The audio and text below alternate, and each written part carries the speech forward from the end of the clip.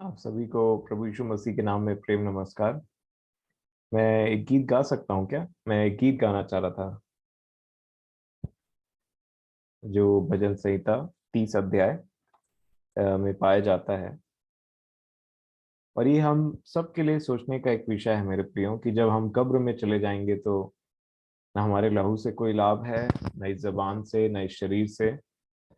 परमेश्वर पिता इस गीतों के द्वारा, जो एक्चुअल में उनका कलाम है, वचन है, आप सभी को आशीषित करें। आमीन। जब मैं कब्र में चला जाऊंगा, तब मेरे लहू से क्या लाभ होगा। जब मैं कब्र में चला जाऊंगा, तब मेरे लहू से क्या लाभ होगा। मिट्टी क्या तेरा धन्यवाद करे, क्या वो तेरी सच्चाई का प्रचार करे। मिट्टी क्या तेरा धन्यवाद करे, क्या वो तेरी सच्चाई का प्रचार करे। जब मैं कब्र में चला जाऊंगा, तब मेरे लहू से क्या लाभ होगा। तुझको मैं सराहूं, तूने मुझको है निकाला।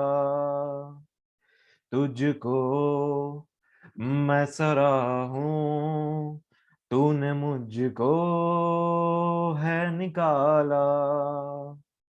मेरे शत्रुओं को मुझ पर आनंद करने नहीं दिया।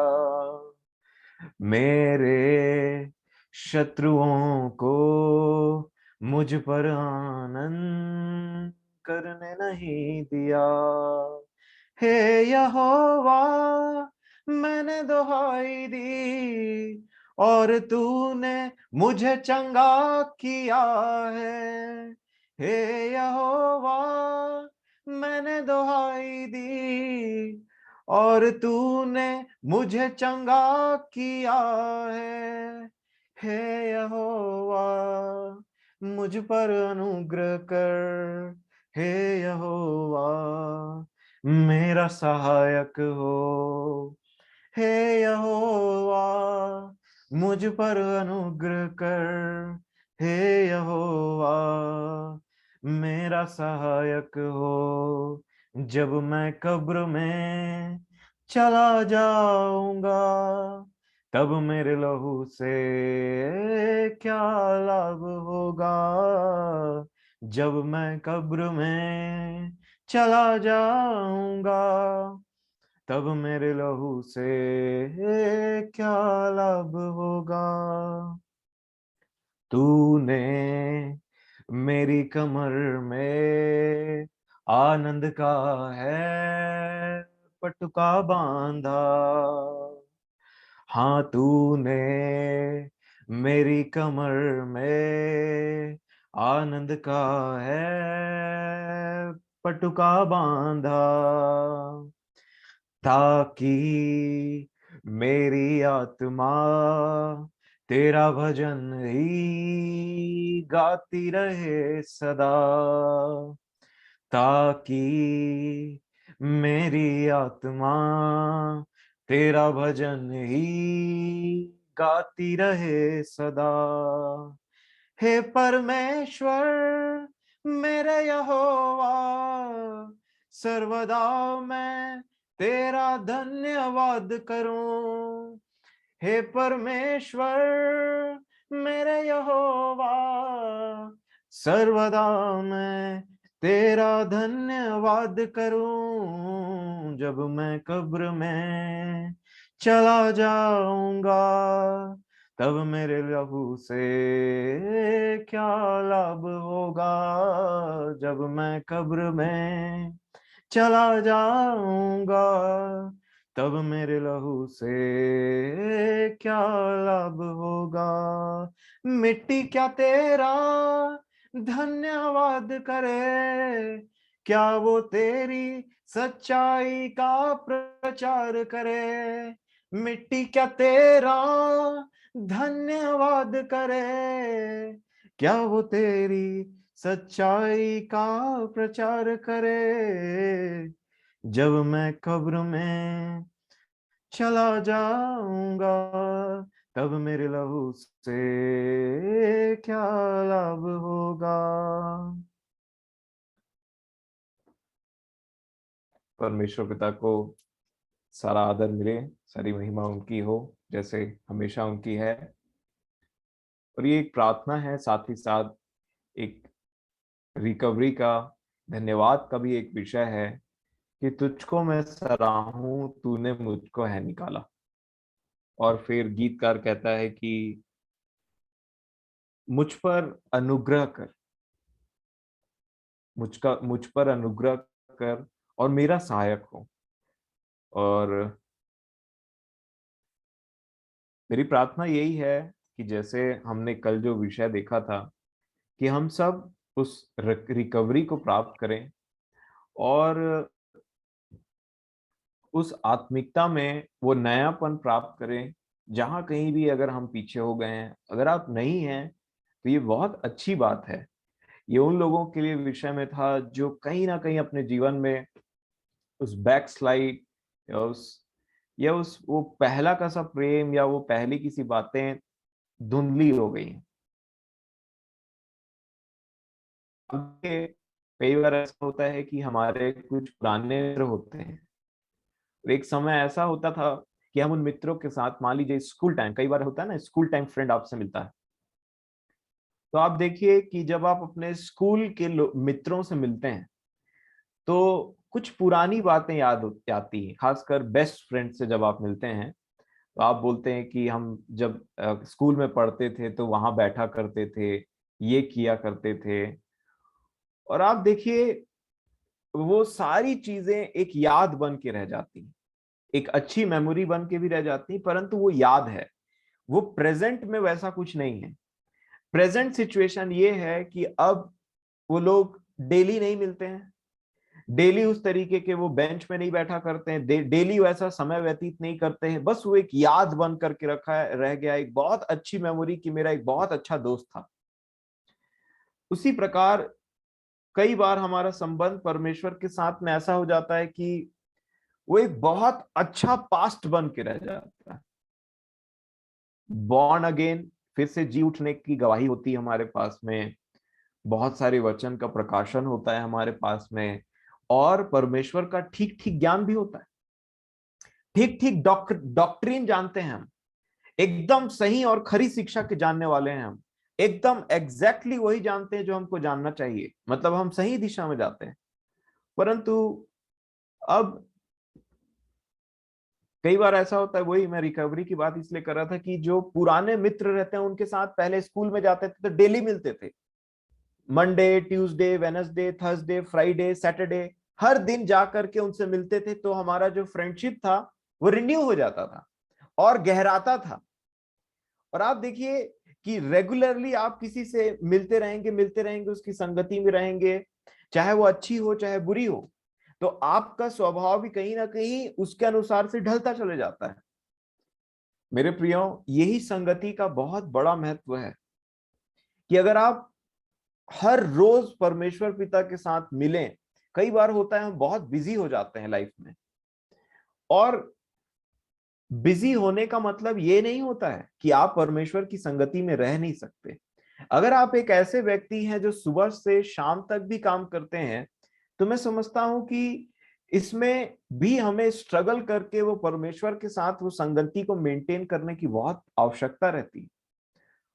और कई बार शेड्यूल चेंज होने की वजह से, हमारा उठना बैठना चेंज होने की वजह से कुछ डिस्टरबेंस आती हैं, कुछ डिस्टरबेंसेस आते हैं, परंतु उन सब में भी विजय जय पाना बहुत जरूरी है।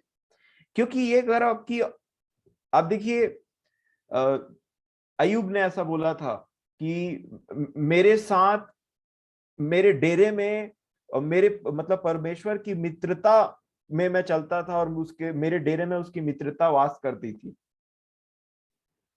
और इसीलिए मैं आपको बोलना चाहूंगा कि कई बार उस रेगुलरिटी को खो देने की वजह से, या संसारिकता में लीन हो जाने की वजह से, या घमंड की वजह से, या चौकसी नहीं करने की वजह से, या प्रार्थना में समय नहीं बिताने की वजह से, हमारा जो रिलेशन रहता है वो एक बहुत स्वीट मेमोरी के जैसे रह जाता है परमेश्वर के साथ में, बहुत अच्छे याद के समान बन जाता है। एक समय था भाई जब परमेश्वर के साथ मेरी ऐसी एक एक समय था कि जब मैं परमेश्वर के साथ समय बिताता था, मगन रहता था। परंतु आजकल वैसा नहीं होता है। कुछ ऐसी बातें आ गई, वो स्टार्टिंग के टाइम थे। अब देखते हैं जब पति पत्नी, जब नया नया शादी होता है, तो एक हस्बैंड और वाइफ कितने घुले मिले रहते हैं एक दूसरे से, और उनका पूरा ध्यान एक दूसरे के ऊपर में रहता है। हाथ पकड़ के चलना, इधर फोटो खिंचाना, उधर घूमने चले जाना, वहां खाने के लिए चले जाना, और वो पूरी दुनिया से अलग हो जाते हैं। एक तरीके से उनकी एक अलग अलग दुनिया बन जाती है, क्योंकि वो वहां पे वो चीज बहुत जरूरी है। अब देखिए, पति पत्नी का रिलेशन जैसा होता है ना, वैसे ही परमेश्वर ने कलीसिया को यीशु के साथ जोड़ने का हमको बुद्धि दिया है कि ये इस तरीके का है, ये एक रहस्य है, ऐसे करके उन्होंने बोला पौलुस अपने दास के द्वारा। अब देखिए, अदन की वाटिका में जब परमेश्वर पिता ने आदम और हवा को बनाया, तो आप मुझे बता सकते हैं कि आदम और हवा को छोड़ करके कोई ऐसा प्राणी था, कोई ऐसा दूसरा मनुष्य था क्या अदन की वाटिका में? आदम के पिताजी को पहले बनाया, फिर आदम आए, फिर हवा की माता से हवा उत्पन्न हुई, ऐसा हुआ था क्या? नहीं। परमेश्वर ने आदम को बनाया और आदम को रखा, हवा को बनाया और हवा को रखा। उसके बाद मिट्टी कम पड़ गई थी क्या? नहीं। आप देखिए, परमेश्वर के पर्पस को अगर आप बिगिनिंग से देखेंगे, तो उनका पर्पस क्या था कि जब आदम और हवा इस अदन की वाटिका में रहे, तो और कोई दूसरा मनुष्य उस अदन की वाटिका में नहीं पाया जाना चाहिए। ना वो पुरुष हो, ना वो महिला हो। इसका मतलब परमेश्वर चाहते तो वहां पे दो लोग नहीं, इतना सारा जानवर बना सकता है परमेश्वर एक बार में, इतने सारे सब चीजों को वो बना सकते हैं, तो मनुष्य को सिर्फ दो क्यों बनाया, पति और पत्नी करके?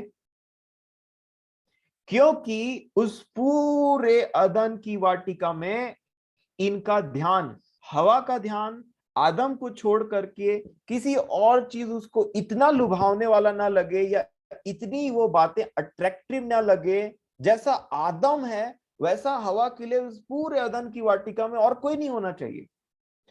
हवा के लिए सिर्फ आदम फोकस में रहना चाहिए। बाकी सारी चीजें एग्जिस्ट करती हैं, वो वहां काम भी किया करते थे। और मैं डेफिनेटली जानता हूं कि उतना टाइम के जो जानवर थे जो परमेश्वर ने बनाए, वो खूंखार नहीं थे, नहीं तो आदम और हवा वहां पे नहीं बसते किसी भी तरीके से। खून, किसी को मारना, कत्ल करना, ये चीज था ही नहीं। तो सब जानवर घास खाते थे, छोटे पौधों को खाते थे। तो आप वहां पे अपने आप को रख करके सोचिए कि आदम और हवा के लिए आदम एकमात्र ऐसा प्राणी था जो उस कैटेगरी का था। मनुष्य बोलने से हवा के लिए आदम को छोड़ करके उस पूरे अदन की वाटिका में और कोई मनुष्य नहीं था। आदम को छोड़ हवा को छोड़ करके आदम के लिए उस पूरे वाटिका में और कोई मनुष्य नहीं था जिससे आदम अपने मन की बात कर सकता, या जो उससे मेल खाए। परमेश्वर का आदम और हवा को अदन की वाटिका में रखने का एक ही मकसद था कि आदम का पूरा फोकस हवा के ऊपर और हवा का फोकस पूरा आदम के ऊपर में रहे, और इन दोनों का फोकस मेरे ऊपर भी रहे। ये सबसे बड़ी बात थी।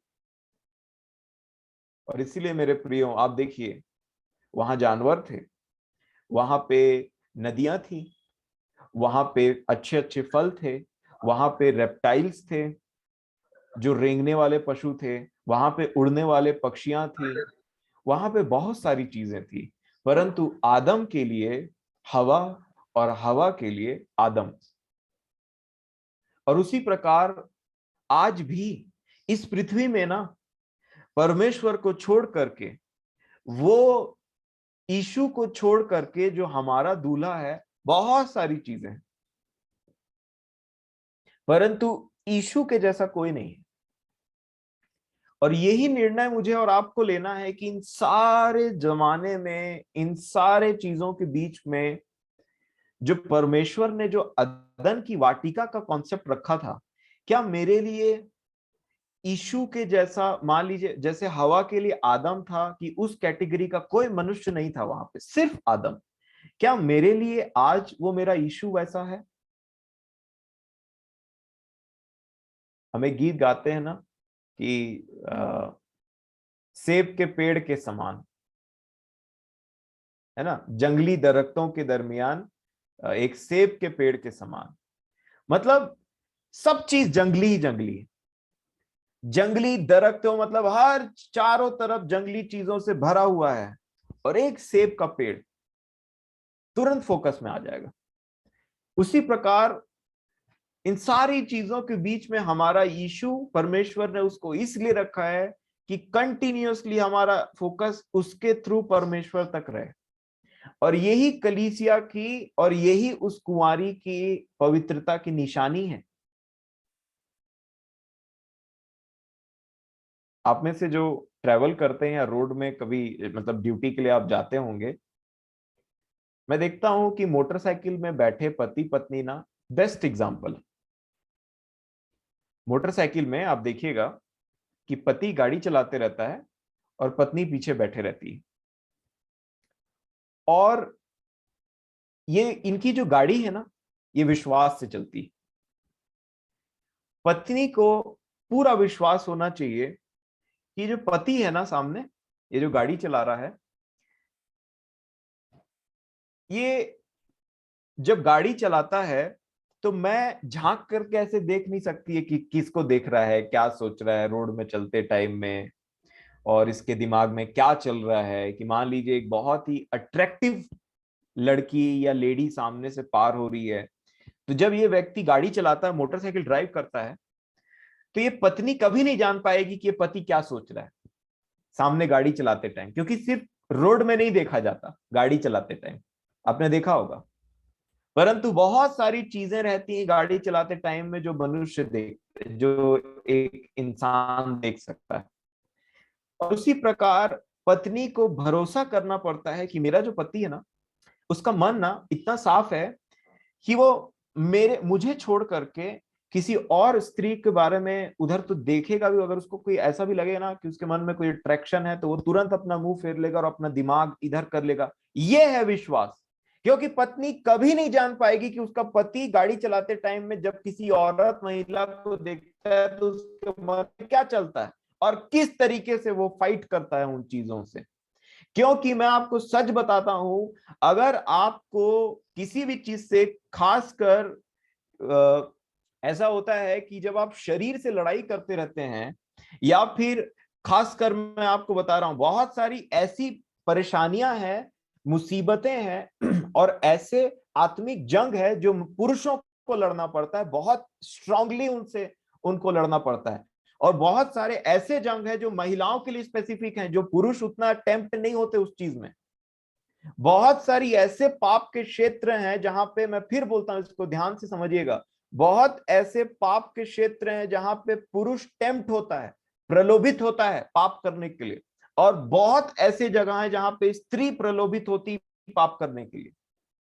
दोनों चीज दोनों के लिए सेम नहीं है। पुरुषों को गहनों का शौक नहीं होता है, पुरुषों को तरह तरह के, अधिकतर पुरुषों को तरह तरह के कपड़े पहनने और वो सब चीजों में ज्यादा ध्यान नहीं रहता उनका। इन चीजों में स्त्रियों को बहुत ज्यादा ध्यान देना पड़ता है। स्त्रियों के लिए इसीलिए पतरस ने जब लिखा, तो स्त्रियों की जो बात लिखी उनको पुरुषों के लिए नहीं लिखा।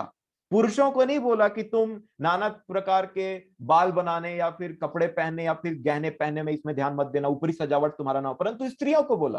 क्योंकि परमेश्वर के आत्मा ने मेरा विश्वास है उनकी सहायता की और उनको बताया कि स्त्रियों का क्षेत्र अलग है। अब देखिए, स्त्री जो है बात करने में बहुत तेज रहते हैं स्त्री लोग, और स्त्री को जितना स्ट्रगल करना पड़ता है अपने जबान को, हर किसी को जबान को अपने कंट्रोल करने में बहुत स्ट्रगल करना पड़ता है, परंतु स्त्री जो है उसको चुगली करना या फिर ज्यादा बात करना या इधर उधर की बात करने में बहुत इतना ज्यादा उसको टेम्पटेशन होता है उस क्षेत्र में, जितना पुरुष को नहीं होता।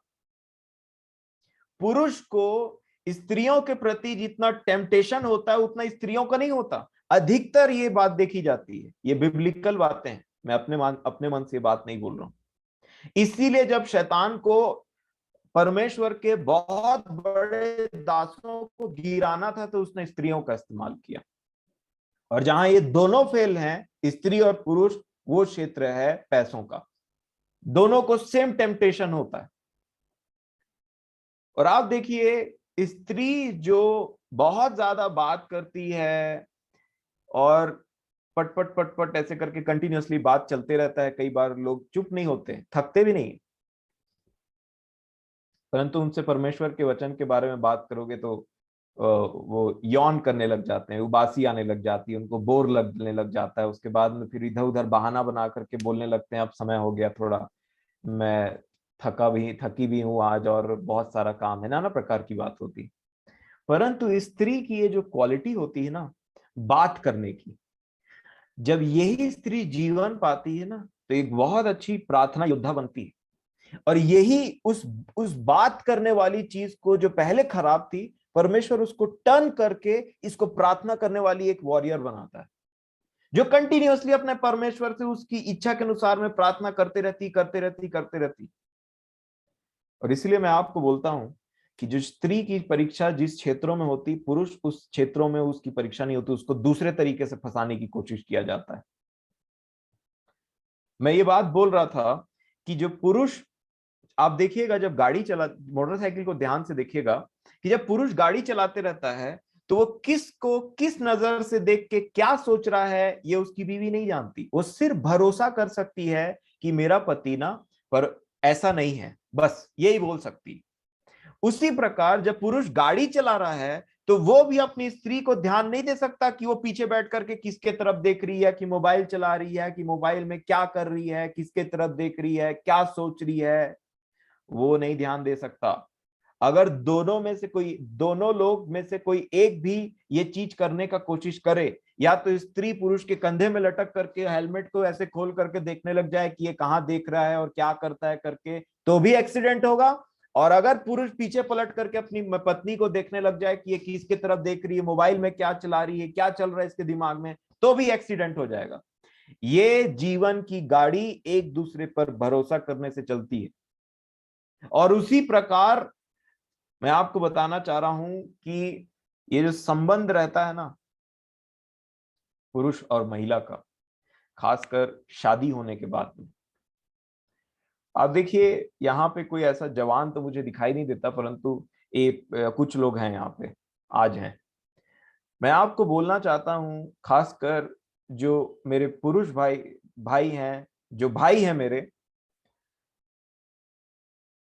मेरे भाइयों, इससे पहले कि आप शादी के डिसीजन पे जाओ या फिर आगे अपने स्टेप लो, क्योंकि ये एक जीवन का एक ऐसा जगह है कि आपको स्टेप अप होना ही है, और हर एक इंसान शादी करता है, परंतु उससे पहले कि आप उसके तरफ बढ़ो, आप याद रखिए आपको यूसुफ के समान एक बात की प्रैक्टिस हमेशा करनी पड़ेगी। इससे पहले आप शादी या फिर आगे बढ़ने की कोशिश करो, उससे पहले आपको अपने नजर, अपनी बुद्धि और अपने दिमाग की रक्षा करके उसको कंटिन्यूअसली प्रैक्टिस करके फाइट करना पड़ेगा आपको इस संसार के अट्रैक्शन से, स्त्रियों से, महिलाओं से, कि आपका मन कहीं पे उनको देख करके कहीं करप्ट ना हो जाए। अगर आपने इस चीज पर विजय नहीं पाया और उसी दशा में आपने शादी कर ली, तो यकीन मानिए कि आगे का लाइफ बहुत ही मिजरेबल होगा। और उसी प्रकार जितनी भी, जो भी, अभी यहाँ पे ऐसे है नहीं, परंतु परमेश्वर के अनुग्रह से ये बात इतनी, ये बातें इतनी इंपॉर्टेंट है ना कि जवानी में जो शिक्षा पानी चाहिए, शादी के पहले की जो शिक्षाएं हैं और खासकर वो बातें जो हमको पहले जाननी चाहिए, वो इतनी इंपॉर्टेंट रहती जिसके बारे में कोई बात नहीं करता। और इसीलिए आप देखिएगा जो मैरिज है उसके एक्चुअल महत्व को कोई समझता नहीं है कि मैरिज है क्या चीज, और इसीलिए मैरिज होने के बाद में बहुत सारी दिक्कत आती है। आप देखिए जब आदम और हवा से पाप हुआ, और अब हमने कल याकूब पहले अध्याय में से देखा ना कि किस प्रकार एक व्यक्ति अपनी अभिलाषाओं में पड़कर खिंच करके वो टेम्पटेशन में पड़ता है, और उसके बाद में वो पाप करता है, और पाप जब जन्मता है तो वो मृत्यु को जन्म देता है। ये मैं समझता हूं, ये जो वचन याकूब ने लिखा था, मैं समझता हूं ये उत्पत्ति की बात है। हवा ने फल को देखा, टेम्प्ट हुई, प्रलोभित हुई, डिजायर किया, इच्छा किया, और उसके बाद उसको खाया, और खाने के बाद में पाप हुआ, और पाप के बाद में उसी दशा में कैन उत्पन्न हुआ, और कैन ने, पाप ने मृत्यु तो उत्पन्न कर दिया, परंतु वो कैन जो पैदा हुआ उसने अपने भाई को मार दिया। और ये सारा चीजें जो है वो टेम्पटेशन से स्टार्ट हुआ, टेम्पटेशन से। इसीलिए मैं आपको बोलना चाहता हूं कि वो विश्वास, हमें विश्वास योग्य बनने की जरूरत है। हमें उस पत्नी के समान बनने की जरूरत है कि जिसका हस्बैंड जब सामने मोटरसाइकिल चला रहा है तो उसको इतना विश्वास हो कि मेरी पत्नी मेरे प्रति विश्वास योग्य है।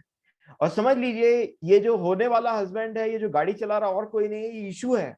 वो आपको लेकर के जा रहा है, परंतु उस रास्ते से जिसको लेकर के जा रहा है, इधर उधर देखने में जो टेम्पटेशन होता है, उससे अपने आप को ना बोलना पड़ेगा।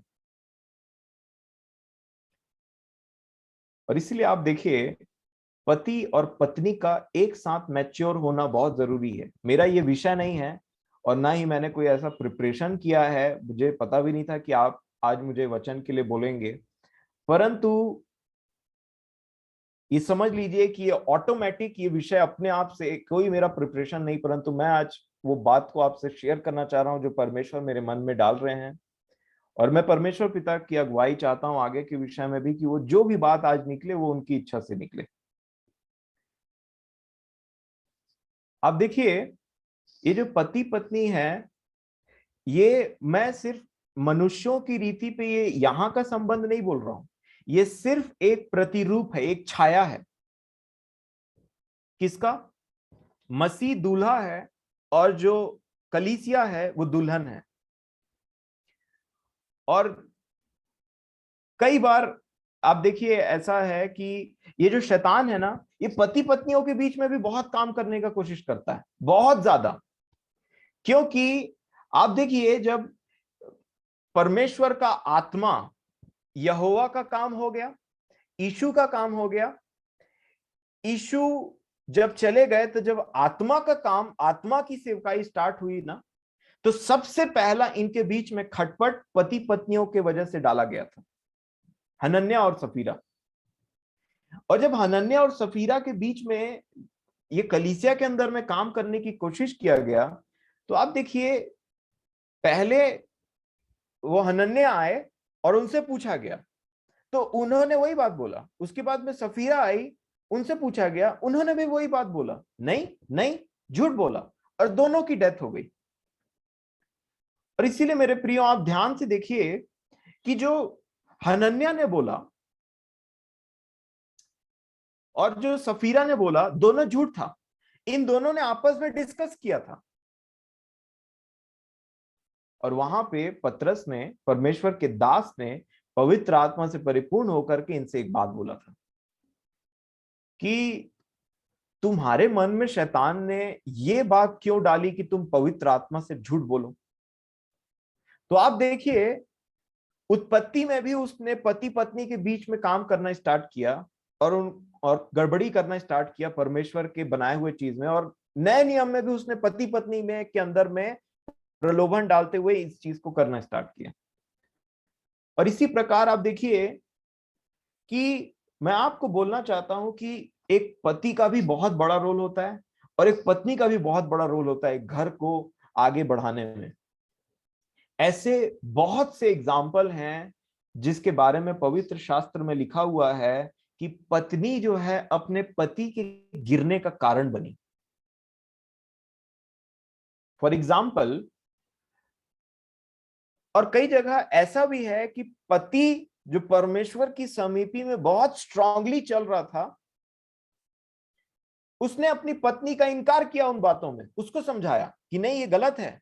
और अब देखिए बहुत सारी जगह में पत्नी के थ्रू उसने काम करने का कोशिश किया। यही परिवार के अंदर में काम करने का कोशिश होता है। कभी वो बच्चों के थ्रू काम करने का कोशिश करता है, कभी वो हस्बैंड के थ्रू काम करने का कोशिश करता है, कभी वो वाइफ के थ्रू काम करने का कोशिश करता है। इसीलिए अपने परिवार में, जिस परिवार में उसका प्रत्येक व्यक्ति परमेश्वर की समीपी में और परमेश्वर के समर्पण में जीवन बिताता है, वो परमेश्वर का, वो जो परिवार है वो पहले तो परमेश्वर का परिवार कहलाता है, परंतु उसके साथ एक और बहुत विशेष बात जुड़ी है, वो शैतान की हर एक युक्तियों और शक्तियों से परमेश्वर उस घर को बचा करके रखते हैं। ना उस घर के बच्चे इधर उधर होते हैं, और ना ही उस घर का हस्बैंड इधर उधर होता है, और ना ही उस घर की वाइफ इधर उधर हो जाती है। फॉर एग्जाम्पल, आप देखिए जब अय्यूब की परीक्षा हो रही थी तो उसकी वाइफ जो है एक जरिया बनी थी कि उसको जाकर के हिलाए थोड़ा, और शैतान ने उसके थ्रू काम करने का कोशिश किया। अहाब राजा के विषय में देखिए कि जो इजाबेल बोलते हैं, उसने उसको ऐसा शेक किया, ऐसा हिलाया, ऐसा गिराया कि उसके विषय में लिखा है सचमुच अहाब के समान में और कोई व्यभिचारी या फिर ऐसा कोई नहीं हुआ जिसने ऐसा बढ़ करके पाप किया।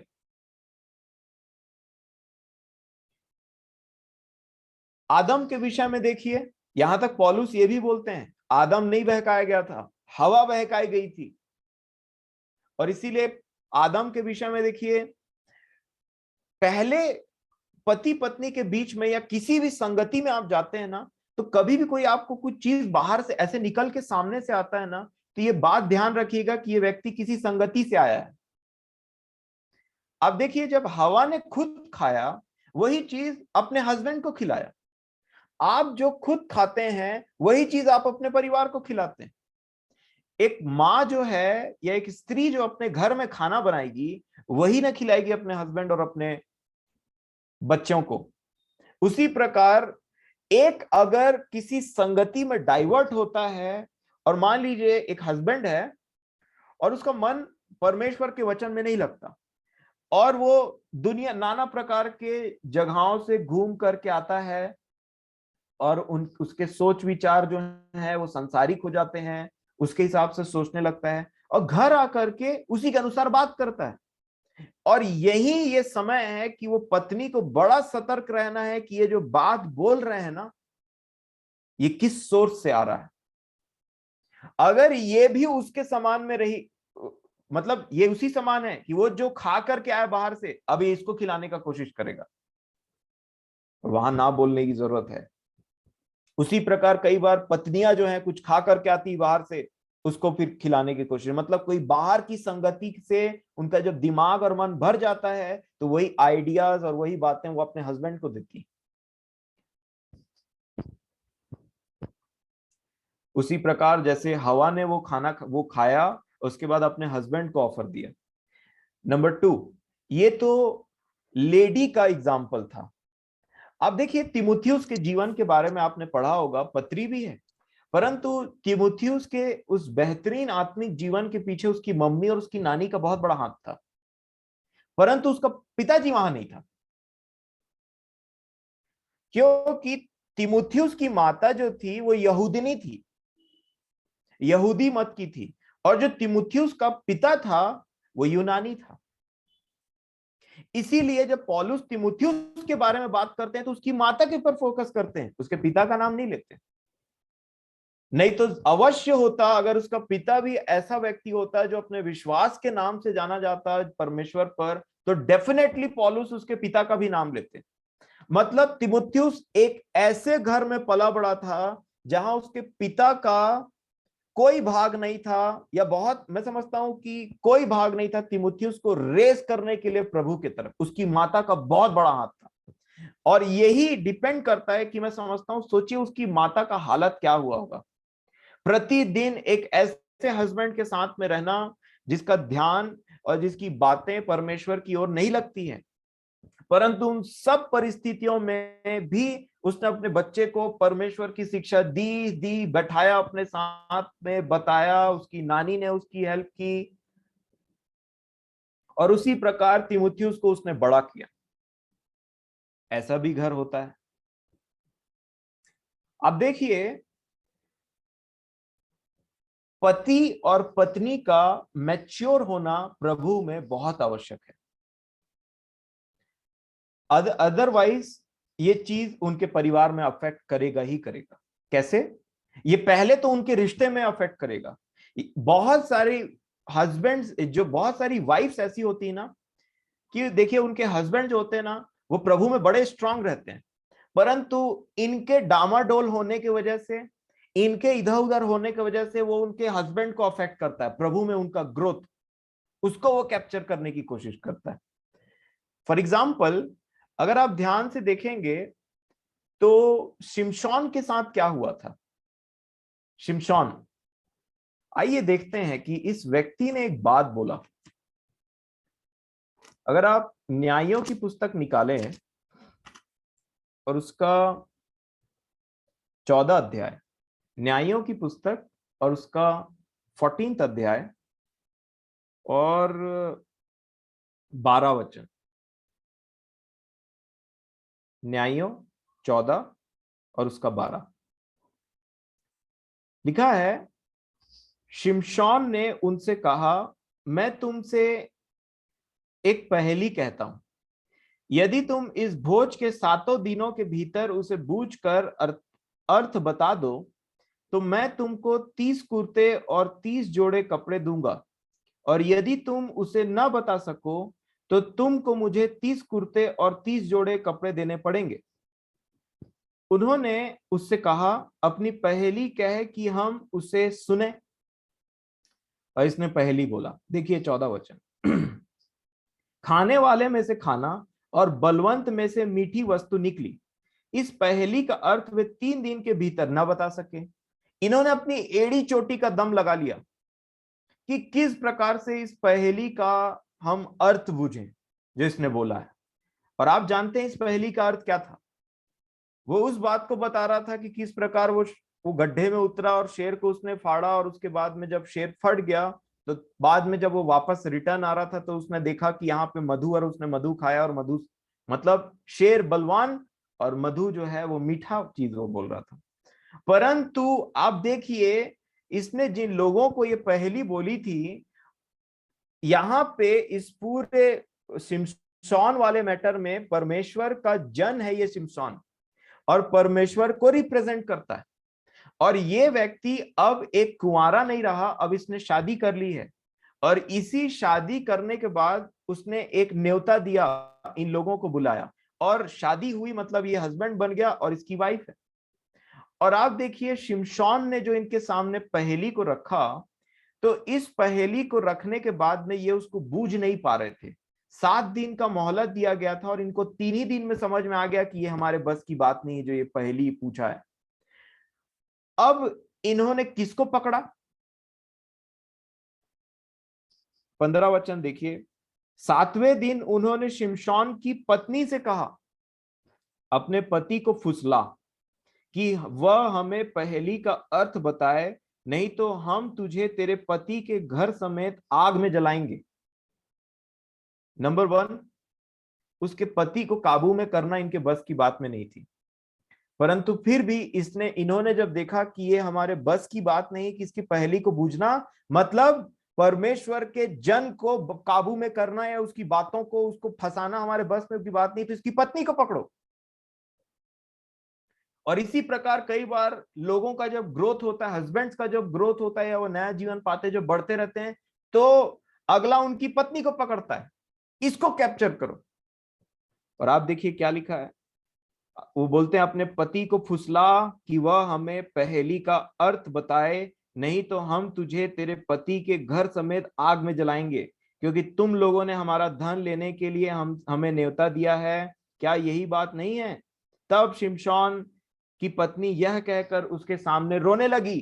अब ये हथियार, रोना, आंसू, क्योंकि ये बहुत बड़ा हथियार है, ये ऑप्रेस करता है, इमोशनली ब्रेक डाउन करता है। रोने लगी और रो करके बोलने लगी, तू तो मुझसे प्रेम नहीं बैर ही रखता है। ये जो सेंटेंस है कि तू मुझसे प्रेम नहीं करता, या तुम मुझसे प्रेम नहीं करते इसलिए मेरी चिंता नहीं है, तुम मुझसे प्यार नहीं करते इसलिए मेरे लिए नहीं करते, तुम मुझसे प्यार नहीं करते इसलिए ऐसा नहीं करते वैसा नहीं करते, ये सब ढकोसलाबाजी रहता है। प्यार का सही मतलब समझते नहीं है और उसके बाद में प्यार बोल बोल करके अगले को इमोशनल कर देते हैं, कि अगले को बताना पड़ जाता है कि मैं तुझसे प्यार करता हूं करके। आप देखिए मेरे प्रियो, आप पढ़िए बाइबल को, ये वो क्षेत्र हैं जिनमें हमको बुद्धिमान बनने की आवश्यकता है। ये वो क्षेत्र हैं। आप देखिए शिमशोन की जब बात होती, जब ये प्रेम की बात होती, इसमें मत फंसिएगा, पूरा जमाना झूठे प्रेम के पीछे में पागल है। आप देखिए क्या लिखा है। अब शालोम जो था ना, आप पढ़िएगा इसके बारे में बाद में, शमूएल की पुस्तक में।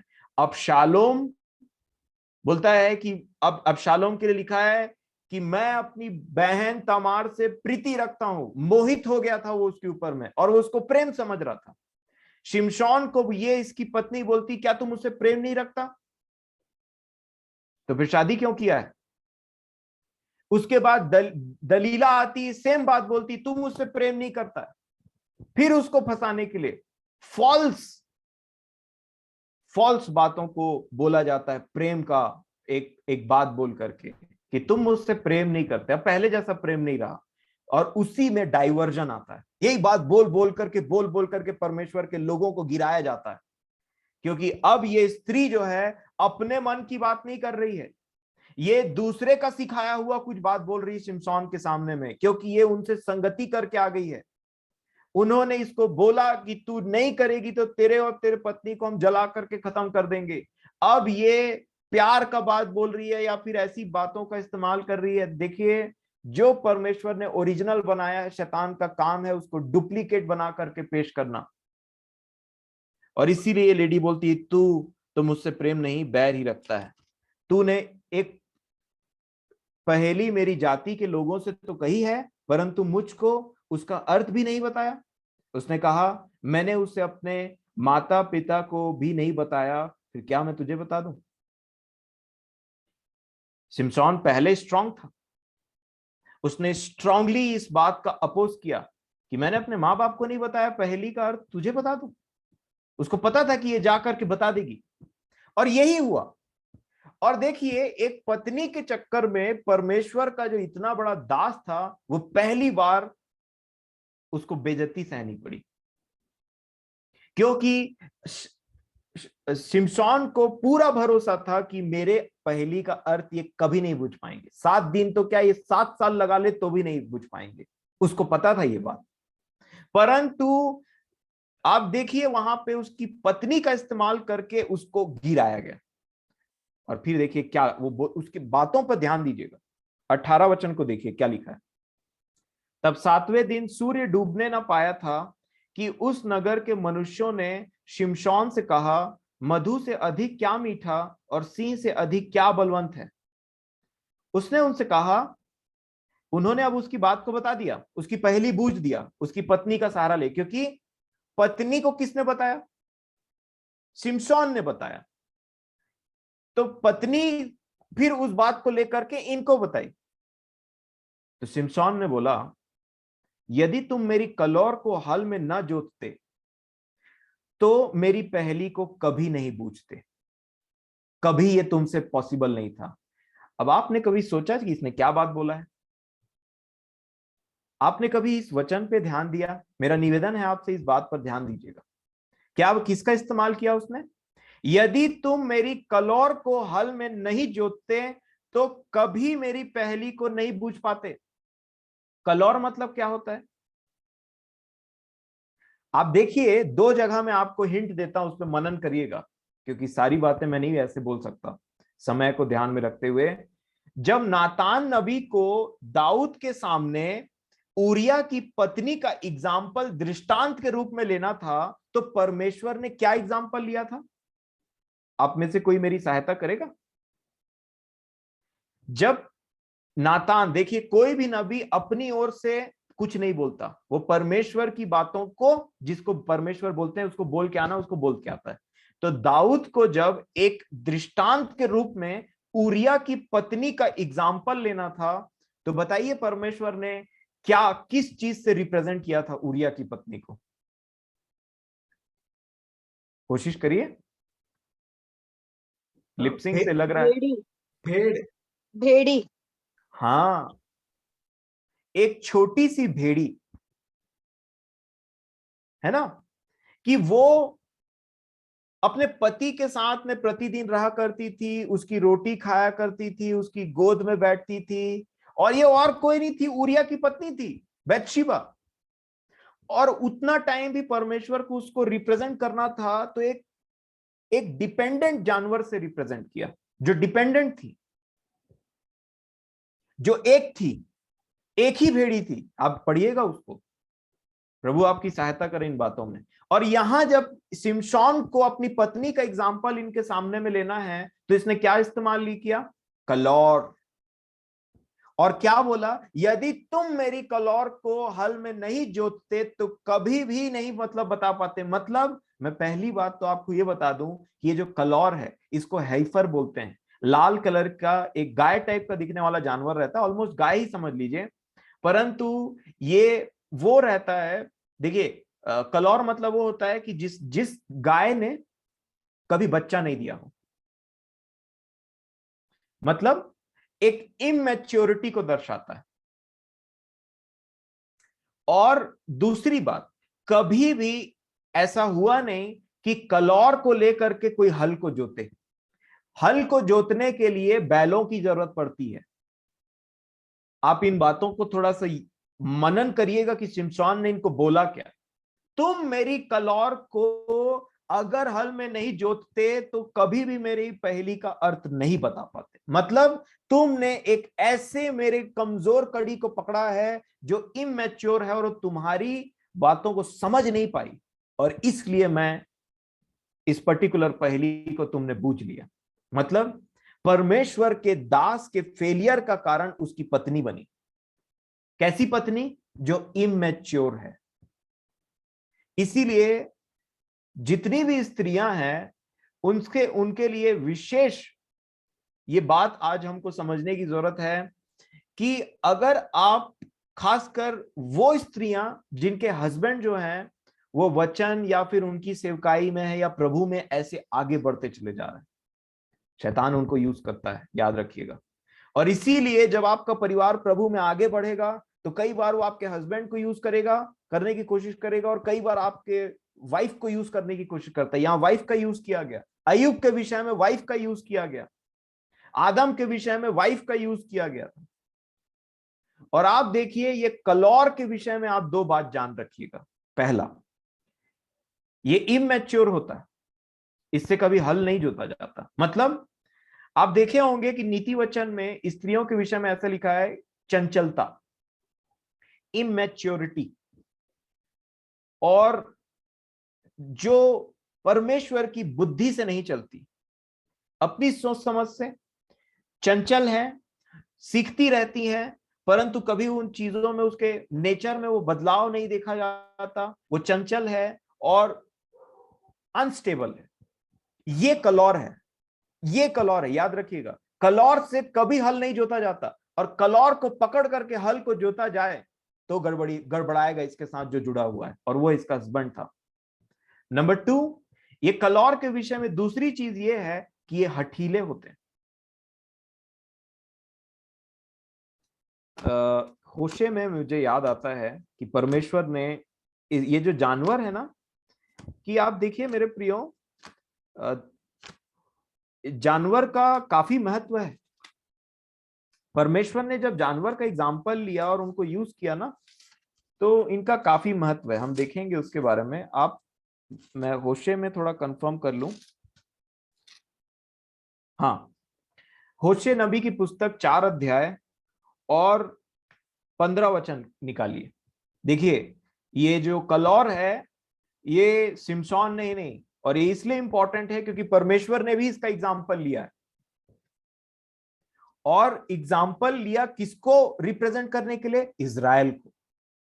इजराइल को देखिए क्या लिखा है होशे 4:15 में।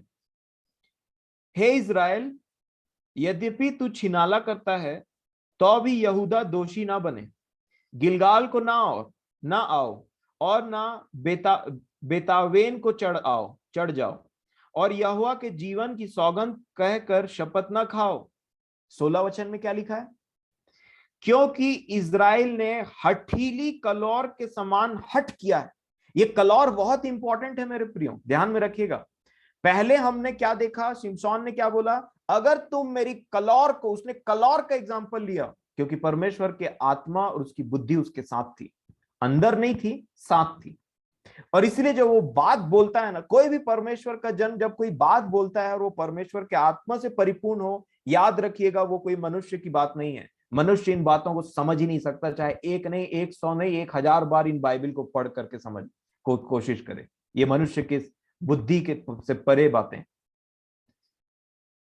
आप देखिए जब सिमसोन ने वहां पे ये बात का एग्जाम्पल लिया तो उसने बोला कि तुम मेरी कलौर को जो हल में नहीं जोतते तो कभी इस बात को नहीं पाते। मतलब कलौर का मतलब होता है, दो क्वालिटी याद रखिए। पहला, वो इमैच्योर है, अस्थिर है, अनस्टेबल है। वचन के प्रति तो और ज्यादा अनस्टेबल है, ना उससे लगाव है, या चंचल है, या फिर थोड़ा बहुत वचन जानना और उसमें उतना ध्यान नहीं लगाना, और कंटिन्यूअसली परमेश्वर की संगति में नहीं बने रहना, और उन चीजों पर मनन नहीं करना, और संसारिकता में या फिर बहुत सारी चीजों में लिप्त रहना और समय नहीं निकाल पाना इन बातों के लिए। वो स्त्री एक ऐसे पुरुष के लिए जो परमेश्वर के लिए काम करता है, इनस्टेबिलिटी का कारण बनती है। और इसी का एग्जाम्पल शिमशोन ने लिया था। तुमने एक इमैच्योर को चुना है। मेरी पत्नी जो इमैच्योर थी, जो तुम्हारे मकसदों को समझ नहीं पाई, तुमने उसका इस्तेमाल करके हल को जोता है, तब तुम उसको पाए हो। उसने क्या किया? इमैच्योरिटी दिखा करके बोला, वो रोने लग गई, बोली मुझसे प्रेम नहीं करता, अगर करता है तो उसको बता, उस पहेली का अर्थ मुझे बता दे। इमैच्योरिटी। नंबर 2, यहां पे परमेश्वर ने बोला 16 में, क्योंकि इजराइल ने हठीली, वो हट करती है। एक तो इमैच्योर है और हट करती है। और परमेश्वर ने यहां पे भेड़ का एग्जाम्पल लिया और कलौर का एग्जाम्पल लिया। और ये सोचने की जरूरत है कि मैं और आप एक कलौर हैं या भेड़ हैं। यही 16 वचन को देखिए क्या लिखा है। क्योंकि इजराइल ने हठीली कलौर के समान हट किया है, क्या अब यहोवा उन्हें भेड़ के बच्चे के समान लंबे चौड़े मैदान में चराएगा? ये असंभव है कलौर को भेड़ के समान चराना, क्योंकि आप उसको बोलेंगे वहां चर। आपने देखा है कि कई बार वो जो गाय के छोटे वाले बच्चे रहते हैं ना, जो इमेच्योर होते हैं, कितना जोर से उचकते हैं, आपने देखा है? ऐसा भागेंगे, ऐसा उचकते हैं कि उनको देख के डर लग जाता है। अगला इंसान गेट से बाहर निकलेगा तो तुरंत गेट के अंदर चले जाएगा। अरे इसका भरोसा नहीं कब किसको लात मार दे। ये इतना अनस्टेबल है कि उचकते उचकते कभी किसी से भी टकरा सकता है, कभी किसी को भी लात मार सकता है, अचानक से रुक सकता है। आपने देखा है वो कैसे पूंछ को उठा करके इधर उधर भागते हैं? उसको बोलते हैं हठीला। अब उसको मारेंगे ना तो और तेज भागेगा, परंतु जब आप भेड़ को मारेंगे तो वो उस डायरेक्शन में जाएगा जिस डायरेक्शन में उसका चरवाहा चाहता है उसको जाने के लिए। और यही कलौर बोलने से आप याद रखिएगा। कलौर, इमेच्योर। नंबर 2, हठीला। एक ऐसा व्यक्ति जो इमेच्योर है ना और हठीला भी है, आप कोशिश भी मत करिएगा इस व्यक्ति को समझाने का, ये बहुत मुश्किल है मेरे प्रियो। एक ऐसा व्यक्ति जो हट करता है, कुछ भी आप बोलेंगे उसमें हट बोलेगा, अरे हट ऐसे वाला है। आप वचन बोलिए, बोलेगा हट। आप उसको कुछ समझाने की कोशिश करेगा, अरे हट, मैं ऐसा कर लूंगा, मैं मरूंगा ना, तुम्हारा क्या जाता है, ऐसा बोलने वाले भी। दूसरा, इमेच्योर भी है और हट भी करते हैं। ऐसे व्यक्ति को भेड़ों के समान नहीं चला सकता वो। और इसीलिए मैं आपसे ये बात शेयर करना चाह रहा था कि बहुत ही सतर्क रहने की जरूरत है। हमें ये क्वालिटीज बिल्कुल भी ना पाई जाए, हम बिल्कुल भी इमैच्योर ना बने, परंतु प्रतिदिन प्रतिदिन उस विजडम को, उस बुद्धि को जो हमारे चाल चलन की सहायता करता है उसमें चलने के लिए, उस विजडम को, उस बुद्धिमानी से चलें जो परमेश्वर हमें देता है। और इसीलिए मेरे प्रियो, ये पति पत्नी बच्चे, ये सब का आरंभ कहां होता है पता है? जवानी से।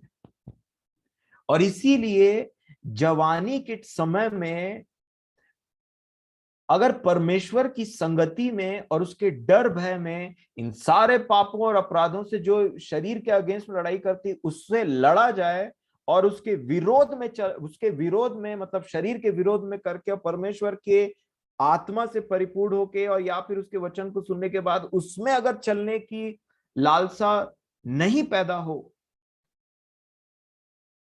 तो ये बहुत बड़ा मुसीबत खड़ा करता है।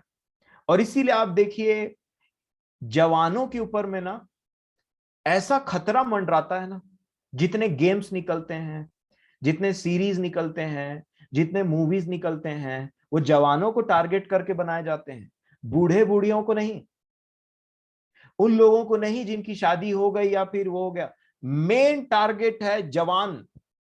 चाहे, और ये जवान भी नहीं, बच्चे से आरंभ होता है।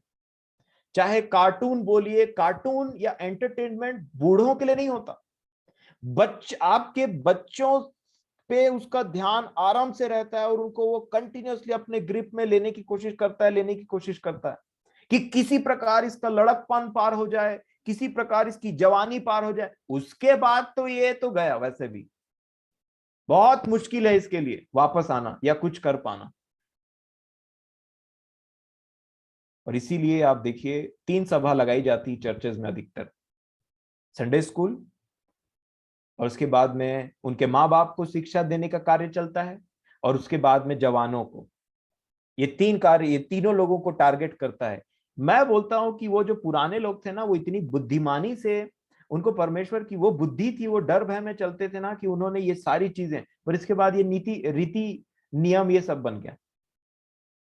और उसके बाद में आप देखिए किस प्रकार से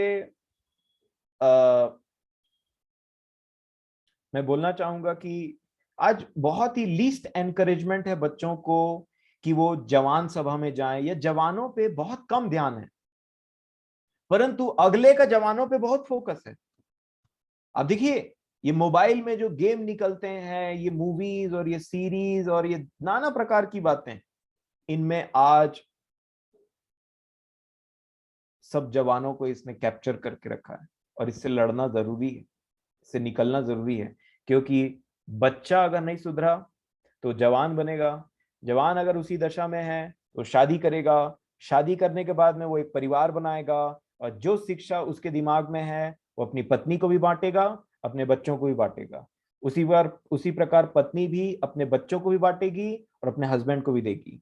और इसीलिए ये पुराने लोगों ने परमेश्वर के आत्मा में मैं समझता हूँ एक बुद्धि परमेश्वर ने उनको दिया कि शादी से पहले तुम बपतिस्मा के लिए पूछना, हुआ है तुम्हारा बपतिस्मा? और बपतिस्मा का मतलब क्या होता है कि शादी से पहले क्या तुमने नया जीवन पाया है, कि पुराने जीवन के लोगों का शादी हुआ जा रहा है? अगर 2 पुराने जीवन में सड़े हुए जीवन को लेकर के जीने वाले लोगों का शादी कराया जाए तो उससे और ज्यादा बड़ा सड़ाहट निकलेगा। और इसलिए आप देखिए ये बहुत इंपॉर्टेंट है इन बातों को समझना, क्योंकि ये वो स्कीम है जिनके द्वारा वो कार्य करता है हमारा विरोधी।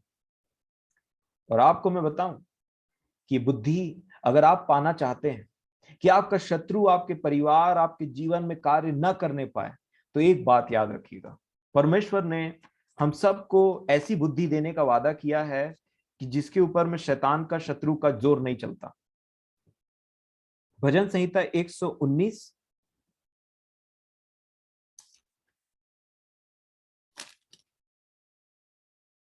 और उसका 98, भजन संहिता 119 और उसका 98, देखिए क्या लिखा है। भजन संहिता 119:98।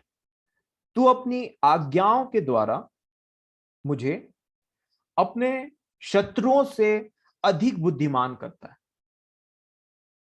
क्योंकि वे सदा मेरे मन में रहती है। फिर से मैं पढ़ूंगा। तू अपनी आज्ञाओं के द्वारा मुझे अपने शत्रुओं से अधिक बुद्धिमान करता है। मतलब जिन एरिया में शत्रु सोचता है, आपको गिराने की कोशिश करता है, उसके जो प्लान है उसको परमेश्वर आप पर प्रकट कर सकता है। वो बुद्धि देने वाला परमेश्वर है। कब? जब मैं और आप उसके आज्ञाकारी बनेंगे तब, जब मैं और आप उसका भय मानेंगे तब। इसीलिए देखिए, यीशु को देखिए, इससे शैतान जब उसके जीवन में कुछ काम करने की, अटेम्प्ट करने की कोशिश कर रहा था, उसने उसको पकड़ लिया कि वो क्या करने की कोशिश कर रहा है। जब पौलुस के जीवन में काम करने की कोशिश कर रहा था, उसने उसको पकड़ लिया कि वो क्या करने की कोशिश कर रहा है। ये वो लोग थे जो उसकी आत्मा में इतने बुद्धिमान थे कि अगला काम करने की कोशिश करता था, ये उसको पकड़ लेते थे। पौलुस ने बोला कि तो मसीह के जगह में हो करके मैंने उस व्यक्ति को माफ किया है, ताकि शैतान का हम पर दांव मत चले। क्रोध तो करो, पाप मत करो, कई इसके द्वारा क्या होता है, शैतान को अवसर मिल जाता है। ये वो लोग थे जो उसकी स्कीम को पकड़ लेते थे, किस कहां से ये कैसे काम करता है। और जब तक, मैं आपको बताना चाहता हूं, आप उसकी स्कीम को नहीं समझ पाते, जो कैसे काम करता है, क्या काम करता है, उससे ज्यादा बुद्धिमान जब तक परमेश्वर आपको ना बना दे, तब तक बुद्धि के पीछे भागिए। अगर नहीं है तो मांगिए। इसी बुद्धि को मांगने के लिए याकूब ने बोला था, अगर तुम में बुद्धि की घटी हो तो बुद्धि को मांगो। वो तुम्हें ऐसा बुद्धिमान बनाएगा कि शत्रु इससे पहले कि जाल बिछाए, वो तुमको बता देगा वहां पैर मत रखना, वहां जाल बिछाया है, और उसने कहां कहां कैसे कैसे काम किया है वो सब बता देगा। एक दृष्टांत यीशु ने बोला बोला था कि एक खेत था, उसमें एक किसान ने अच्छे बीज बोए और वो सो गया, और उसके बाद में देखा गया तो बुरे बीज भी आ गए, जंगली बीज आ गए। तो देखिए वहां पे जो सेवक थे वो बोले कि तूने तो अच्छे बीज बोया था, जंगली बीज कैसे आ गए? सेवक थोड़ा सा विचलित हो गए। लेकिन जो जो जो मालिक है ना, जो काम किया था, उसने क्या बोला पता है? शत्रु का काम है। अब देखिए मालिक किस तरीके से शत्रु के काम को पहचान गया, उसकी बुद्धि को देखिए।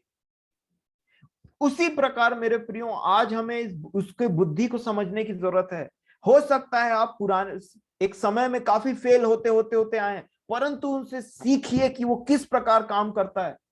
जिस प्रकार मैं बोल रहा था कि कंटिन्यूअसली एक अच्छे दोस्त के समान, या जिनसे आप प्रतिदिन मिलेंगे ना, उसके साथ आपका संबंध कुछ अलग ही तरीके का होगा, और जिससे आप प्रतिदिन नहीं मिलेंगे उसके साथ संबंध आपका धीरे धीरे धुंधला होते जाएगा। एक अच्छे मेमोरी के जैसे तो रहेगा, परंतु धुंधला जाएगा। उसकी थोड़ी सी थोड़ी बात भी आपको ठोकर खिला सकती है, अगर आप उससे 4-5 साल या फिर इतने साल बाद मिले तो।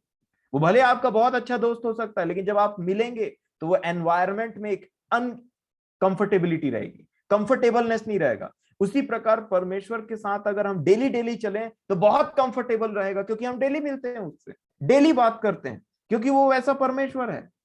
प्रतिदिन दिन के ठंडे समय वो अदन की वाटिका में चलता फिरता था, ऐसा लिखा है। प्रतिदिन मिलने वाला परमेश्वर है। और इसीलिए मैं आपसे बोलना चाहता हूं कि प्रतिदिन की संगति का महत्व कुछ और होता है, क्योंकि शैतान भी प्रतिदिन कार्य करता है, भूलिएगा मत। उसने उसने परमेश्वर के उस कार्य करने की तरीके को देखा है, और वो उसका इस्तेमाल करता है, जिसको हम नहीं जानते। कैसे इस्तेमाल करता है? प्रतिदिन प्रतिदिन। यूसुफ को पोतीफर की पत्नी, बताइए, एक दिन तंग करती थी कि प्रतिदिन जाती थी? प्रतिदिन प्रतिदिन, थोड़ा थोड़ा थोड़ा थोड़ा। ठीक है, आज नहीं बोला ना, कल फिर जाएंगे। ये कंसिस्टेंसी के साथ में शैतान भी काम करता है। अच्छा, यूसुफ आज मना कर दिया क्या? ठीक है, तुम कल फिर जाना। आप पढ़िएगा, बहुत ही भयानक बात है। प्रतिदिन वो जाया करती थी, मतलब उससे बात करने की कोशिश करती थी, चैटिंग। या प्रतिदिन अपना समय किसी चीज में आप बिता रहे हैं जो आपको गिराता है, या वो न्यूज देखते देखते, या इंटरनेट में कुछ चलाते चलाते, कोई भी चीज हो सकता है, बचिए। वो व्हाट्सएप हो सकता है, वो फेसबुक हो सकता है, कि आपका ध्यान जहां नहीं जाना चाहिए वहां जा रहा है, अननेसेसरी आप टाइम वेस्ट कर रहे हैं, बचिए। प्रतिदिन यूसुफ ने, वो बच गए वहां से। उसके बाद गोलियत कैसे ललकारता था? एक दिन, प्रतिदिन। अब देखिए उसके कार्य करने का तरीका। सिमसोन के पास दलीला एक बार बोली कि बार बार बोलती थी, तू मुझसे प्यार नहीं करता, बता तेरे शक्ति का, तेरा बल किसमें, बता। एक दिन बोलती थी कि प्रतिदिन? प्रतिदिन, प्रतिदिन, थोड़ा थोड़ा थोड़ा थोड़ा। और अगर ये चीज चलता और एक दिन ऐसा आता है कि वो व्यक्ति गिर जाता है। मेरे प्रियो, ये बहुत, क्या आप देखिए परमेश्वर के एक बड़े दास ने क्या बोला था पता है? पौलुस ने, हम उसकी युक्तियों से अनजान नहीं हैं। क्या आप अनजान हैं? क्या आपके पास वो बुद्धि है जिससे वो कार्य करता है? क्या आप बोल सकते हैं कि मुझे परमेश्वर का वचन, उसकी आज्ञा मेरे शत्रुओं से ज्यादा बुद्धिमान बनाती है? बोल सकते हैं, अगर परमेश्वर की आज्ञाओं में बने रहें और इन बातों पे मनन करें कि कैसे गिरते हैं। अब देखिए एक व्यक्ति बार बार फेल होता है तो अपने चाल चलन को जांचता है, कैसे मैं फेल होता हूं, क्या होता है मेरे जीवन में अचानक से। फिर वो देखता है, कई बार हस्बैंड, कई बार वाइफ, कई बार कोई प्रिय मित्र, कोई पुराना मित्र। आप देखिए मैं ये बात पहले ही बोला है, यीशु को शैतान किसके थ्रू गिराना चाह रहा था पता है? किसके थ्रू उसके मन में कुछ बात डालना चाह रहा था? पतरस। परंतु यीशु ने अपने बहुत करीबी व्यक्ति को पहचान लिया, बोला ये पतरस आप नहीं हो, हे शैतान मुझसे दूर हो जा। उसने पतरस के अंदर काम करने वाले उस विरोधी को पकड़ लिया, बोला तू है, नौटंकी बंद करो और सामने आओ। और मैं आपको यही बोलना चाहता हूं मेरे प्रियो, ये वो शिक्षाएं हैं, ये वो गंभीर बातें हैं। आप देखिए परमेश्वर ने हमको धीरे धीरे क्या किया पता है? कि वो कहानियों के समान नहीं कि एक पैराग्राफ पढ़ लिया और उसमें से कुछ कुछ बातों को इकट्ठा करके बोल दिए। वो बातों से अब हमको ऊपर उठाया है। वो बातें भी जरूरी है, एक समय में वो हमारा बहुत बड़ा सहायक हुई, परंतु अब देखिए परमेश्वर हमको ऊंचा उठा रहा है ताकि हम उसकी युक्तियों और अपने दुष्ट के विरोधियों की शक्तियों को समझें और उसमें बार बार उस ट्रैप में ना गिरे। अपने बच्चों को बताएं, अपने बच्चों को संभालें, अपने हस्बैंड से बच करके या अपने वाइफ से बच करके या उनके लिए प्रार्थना करके उनको भी प्रभु में खींच ले आए। और जब तक वो नहीं है तो उनके विचारों से बच करके रहिए, उनके लिए प्रार्थना करिए, उनसे नफरत मत करिए। परंतु जहां कहीं भी आपको लगता है कि डामाडोल हो रहा है अगला, ये विचार नहीं है, ये तो जैसे मैंने वचन में सुना, समझा, सीखा, पढ़ा है, उसके अनुसार से ये बात नहीं कर रहा है, ये बातें कहां से आ गई? पतरस ने बोला तुम्हारे मन के अंदर में शैतान ने ये बात कैसे डाल दिया?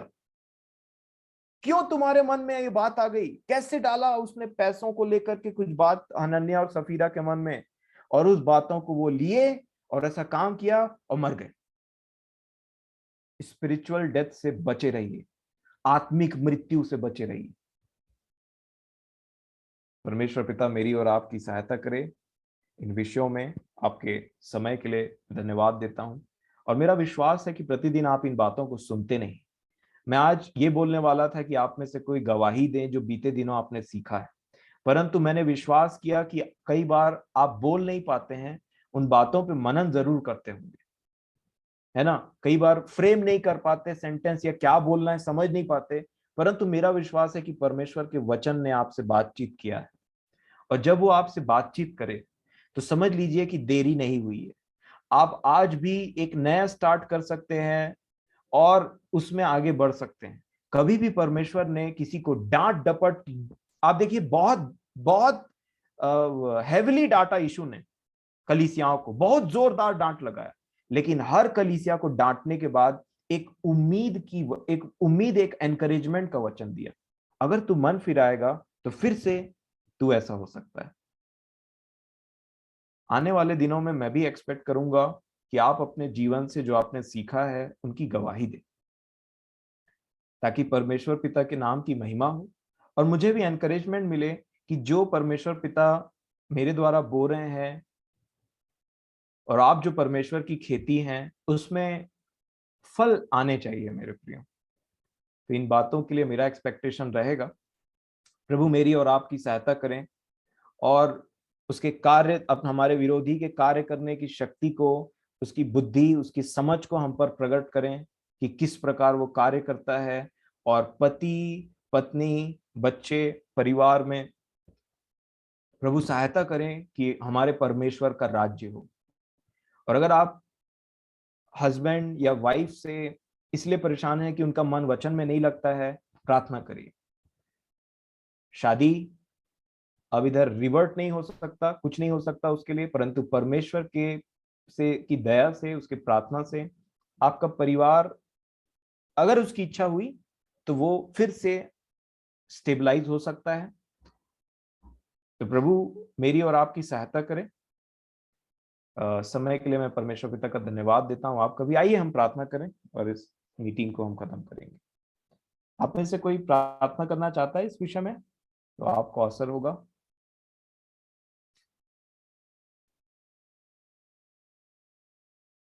आइए।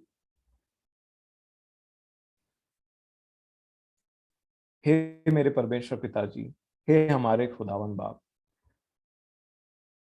हमारा जीवन आपके सामने में खुला हुआ है। हमारी कमजोरियां, हमारी बातें सब आपके सामने में खुली हुई है खुदावन बाप। हम में से बहुतों के पास में वो बुद्धि नहीं है जिससे हम समझ सकें कि हमारा विरोधी किस प्रकार कार्य करता है। प्रेमी परमेश्वर पिताजी, बहुत बार कार्य होने के बाद में हमें पता चलता है कि डैमेज हो चुका, और हमें समझ में आता है कि हमने वहां पे बुद्धिमानी के साथ में कार्य नहीं किया। आपके अनुग्रह से जो आपने हमें आज तक शिक्षाएं दी हैं वचन की, हम उससे आशीषित तो होते हैं, परंतु जब सही समय में उन शिक्षाओं का, उन वचनों का इस्तेमाल करना रहता है, प्रेमी परमेश्वर पिताजी, हम बहुत बार फेल हो जाते हैं। इसलिए हम आपसे विनती करते हैं कि आपसे प्रेम रखने के लिए सर्वप्रथम आप हमारी सहायता करें कि आपके सिवा हम किसी भी ऐसी चीज को या किसी मनुष्य को या हमारे किसी भी सगे संबंधी या दोस्तों को वो स्थान न दे जो हमारे जीवन में सिर्फ और सिर्फ आपका है, सिर्फ और सिर्फ आपका। आप हमारे जीवन में हैं तो सब बातें अपने आप क्रमानुसार चलते चले जाती हैं, परंतु आप अगर हमारे जीवन में नहीं है खुदावन बाप, तो सारी चीजें, हमें संसार का सारा सुख सुविधा हो तो सकता है, परंतु हमारा जीवन हमेशा एक हारा हुआ जीवन रहता है। इसलिए हम आपसे विनती करते हैं मेरे खुदावन बाप कि आपके बिना हमारा कोई नहीं है, और आप हमारी सहायता करें कि हम आपसे प्रेम करें, और प्रेम करने को इस बात से प्रमाणित करें कि जहां कहीं भी हम दूर चले गए हैं, उस हाईवे को छोड़ करके, उस मार्ग को छोड़ करके हमने दूसरा मार्ग लिया है, थोड़े से भी अगर हम साइड हटे हैं, हमें बुद्धि दीजिए और हमें दया, हम पर दया करें, हम पर हमें बलवंत करें खुदावन बाप कि हम वापस लौट करके उस राजमार्ग में आ सके। हे मेरे परमेश्वर पिता, हमें बुद्धि दीजिए, हमें बुद्धि दीजिए कि हम शैतान की युक्तियों और शक्तियों को समझ सकें। खुदावन बाप, हम बहुत ही वल्नरेबल हैं, हम बहुत ही प्रोटेक्शनहीन है खुदावन बाप। हम अपनी सहायता किसी भी तरीके से नहीं कर सकते। मनुष्य का सारा चाल चलन, खुदावन बाप, मनुष्य का चाल चलन वो उसके वश में नहीं रहता है पिताजी, परंतु आपका आत्मा ही है जो हमें डायरेक्शन देता है। आपका आत्मा ही है जो हमें आपके पुत्र की बातों को याद दिलाता है, आपके वचनों को याद दिलाता है।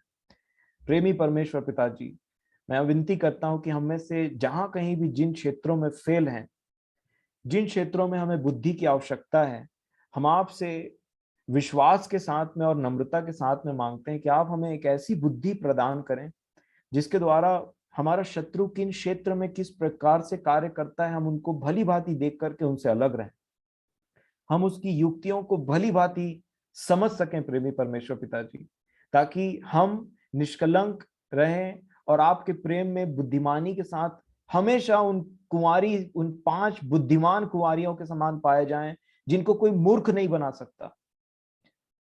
प्रेमी परमेश्वर पिताजी, ओ खुदावन बाप, हम पर दया कीजिए। हम सब लोगों पर आप दया कीजिए जो सच्चे मन से आपके पीछे चलने का भरपूर प्रयास करते हैं। परमेश्वर पिताजी, हमारे नाम से आपकी महिमा हो सके, बड़े विश्वास के साथ में कि आपने बुद्धि दिया है और आप आगे भी ऐसी बुद्धियों से हमें परिपूर्ण करेंगे, ताकि हमारा जीवन, हमारे परिवार का जीवन हमेशा आपके नाम में सुरक्षित रह सके। हर एक बातों के लिए मैं आपका धन्यवाद देता हूँ। आपसे विनती करता हूँ कि हमें चतुर बनाइए, सर्प के समान चतुर बनाइए और कबूतरों के समान भोले बनाए। किसी भी प्रकार का इमेच्योरिटी, किसी भी प्रकार का हट हमारे जीवन में ना हो। हम हमेशा आपके वचन सुनते ही या पढ़ते ही उनके सामने घुटने टेक दें, अगर हमारा जीवन वैसा नहीं है तो।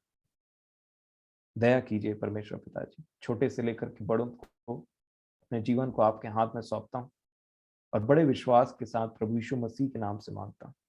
दया से विनती सुने और ग्रहण कर ले। आमीन।